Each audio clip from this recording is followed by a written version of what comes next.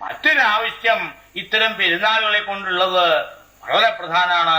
അത് ചുരുങ്ങി വരുന്നു. നമ്മുടെ ദാരിദ്ര്യം കുറഞ്ഞോട് പോയിട്ട് ദിവസം ഉണ്ണുന്നോട് വിട്ട് പിന്നെ ഓണം ഉണലില്ലാണ്ടായി. ഓണം ഉണ്ണാന്നാ പറയുക. അത് അങ്ങനെ പറയാൻ കാരണം എന്താ? അന്ന് എല്ലാവരും കഞ്ഞിയുള്ളൂ, ചിലർക്ക് മാത്രമേ ചോറുള്ളൂ. ഓണം ദിവസം കാണം വിറ്റും ഓണം ഉണ്ണണമെന്നാ. പക്ഷെ ഇന്ന് എന്നും ഓണം ഉണ്ണാറായപ്പോ ഓണം ആഘോഷമില്ലാണ്ടായി. ആഘോഷം ഇല്ലാണ്ടാവണത് ജീവിതത്തിൽ വലിയ അപകടമാണ്. എന്നും ഒരുപോലെയല്ല വേണ്ടത്. ഇടയ്ക്ക് എന്തെങ്കിലും ചില പേര് പറഞ്ഞിട്ട് പെരുന്നാളുകൾ ആഘോഷിക്കണം. അന്ന് പത്തിരി, എന്നും പത്തിരി ഉണ്ടെങ്കിൽ അന്ന് നെയ്പത്തിരി ആവട്ടെ. എന്നും നെയ്പത്തിരി ആണെങ്കിൽ പിന്നെ എന്ത് പത്തിരിയാവുക? പൂള്ളിമനയില് വലിയ എന്നും നാലും വെച്ച് വലിയപ്പുറം പഞ്ചാരിയായിട്ടുള്ള ഊണാണ് പൂള്ളിമനയിലെ ദിവസവും. അപ്പോ ഒരിക്കൽ അവിടെ പുതുതായിട്ട് വേട്ട് കൊണ്ടുവന്ന അന്തർജനൻ ഉത്തരാർത്ഥന ചോദിച്ചു, എന്താ ഇപ്പൊ നാളെ തിരുവോണമായിട്ടൊരു പ്രത്യേകത വേണ്ടത്?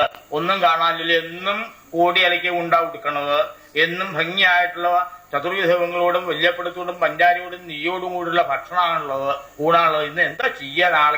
നാളെ എന്താ ഒരു കേമത്തം ഉണ്ടാക്കണ്ടേന്ന് ചോദിച്ചപ്പോ നമ്പൂരി എന്താ പറഞ്ഞറിയോ? ഒരു കാര്യം ചെയ്തോളൂ, നാളെ ചെറിയപ്പടത്തിന്റെ സ്ഥാനത്തും വല്യപ്പടായോ. പക്ഷെ ഒരു വല്യപ്പടം 2 ചെറിയപ്പടം അങ്ങനെയാ. നാളെ ചെറിയപ്പടം വേണ്ട, 3 വല്യപ്പടം ആയിക്കോട്ടെ.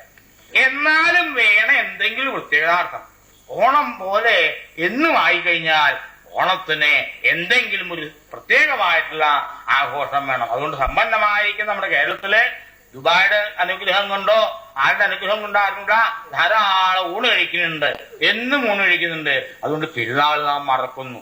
പെരുന്നാൾ നാം മറന്നാൽ ആ പെരിയ നാടിന്റെ മഹത്വം നമുക്കില്ലാണ്ടാവും. അതുകൊണ്ട് പെരുന്നാൾ ദിവസം മറ്റെല്ലാം മറന്ന് എന്തെങ്കിലും ചില പുതിയ വിഭവങ്ങളും പുതിയ വിരുന്നുകാരും എല്ലാമായിട്ട് ആഘോഷിക്കണം.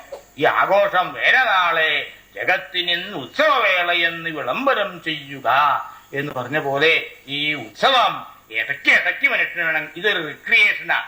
റിക്രിയേഷൻ എന്ന് പറയുമ്പോ ഒരു പുനർനിർമ്മാണ, പുനർസൃഷ്ടിയ. ദിവസേന സൃഷ്ടിക്കുന്ന ഒരു മനുഷ്യനെ നാളെ പുതുതായിട്ടൊരു സൃഷ്ടി നടത്തണമെങ്കിൽ ഈ റീക്രിയേഷൻ വേണം. അതിനാണ് 6 ദിവസം അധ്വാനിച്ചതിന് ശേഷം 7ാം ദിവസം നിങ്ങൾ വെറുതെ ഇരിക്കുക, ആഘോഷിക്കുക. പ്രാർത്ഥനയ്ക്ക് വേണ്ടിയിട്ടും ആഘോഷങ്ങൾക്ക് വേണ്ടിയിട്ടും 7ാം ദിവസം ഞായറാഴ്ച ദിവസമാവുക എന്ന് പറയാൻ കാരണം ഈ 6 ദിവസത്തെ പ്രവൃത്തി കൂടുതൽ നന്നാവാൻ ജാഗ്രതയോട്ട് 8ാം ദിവസം തുടങ്ങണമെങ്കിൽ 7ാം ദിവസം പെരുന്നാളായിട്ട് ആഘോഷിക്കണം. ഇത് മാസത്തിലൊരിക്കല്, കൊല്ലത്തിൽ